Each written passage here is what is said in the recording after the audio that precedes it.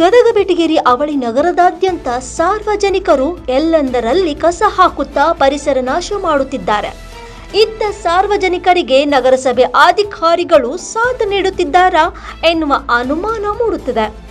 ಅದಕ್ಕೆ ಪ್ರಮುಖ ಕಾರಣ ಕಸ ಹಾಕಲು ತಂದಿರುವ ಡಬ್ಬಿಗಳನ್ನು ಕಳೆದ 2 ತಿಂಗಳಿನಿಂದ ಮುನ್ಸಿಪಲ್ ಮೈದಾನದಲ್ಲಿ ಬಿಸಾಡಲಾಗಿದೆ. ಕಸ ಹಾಕುವ ಕಡೆ ಡಬ್ಬಿಗಳನ್ನು ಇಟ್ಟರೆ ಉಪಯೋಗಕ್ಕಾದರೂ ಬರುತ್ತದೆ.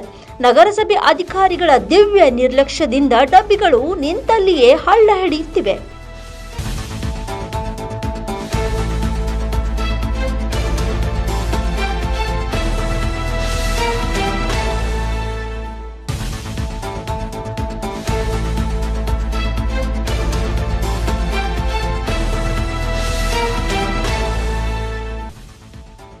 ಕೂಡಲೇ ನಗರಸಭೆ ಅಧಿಕಾರಿಗಳು ಕಸದ ಡಬ್ಬಿಗಳನ್ನು ಉಪಯೋಗಿಸಬೇಕು ಅಂತ ಸಾಮಾಜಿಕ ಚಿಂತಕ ವಿನಾಯಕ ಪರಾಪುರ್ ಆಗ್ರಹಿಸಿದ್ದಾರೆ.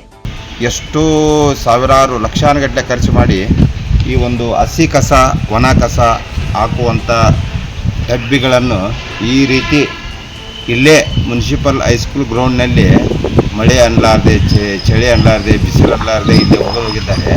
ಇವು ತೆರಿಗೆ ದುಡ್ಡು ಈ ಥರ ಪೋಲ್ ಮಾಡಿದರೆ ಎದಕ್ಕೆ ಯೂಸ್ ಆಗುತ್ತೆ ನೋಡಿದರೆ ಗದಗ ಬೆಟಗೇರಿ ತುಂಬೆಲ್ಲ ಎಲ್ಲಿ ಬೇಕು ಅಲ್ಲೇ ಕಸ ಹಾಕ್ತಾರೆ. ಸುಂದರವಾದಂಥ ಪರಿಸರವನ್ನು ಹಾಳು ಮಾಡ್ತಾ ಇದ್ದಾರೆ. ಈ ಡಬ್ಬಿ ಇಲ್ಲಿ ಇಡ ಬದಲಿ ಅಲ್ಲೂ ಇಟ್ರಂದ್ರೆ ಅಲ್ಲೂ ಈ ಕಸ ಇದರಲ್ಲಿ ಹಾಕಿ ಆ ಪರಿಸರವನ್ನು ಕೆಡಿಸ್ಲಾರ್ದಂಗೆ ಜನ ನೋಡ್ಕೊತಾರೆ.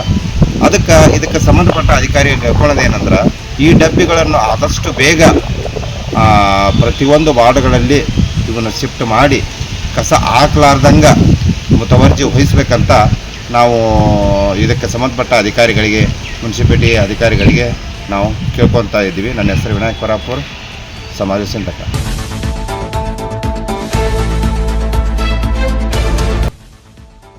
Rise of news Gadag.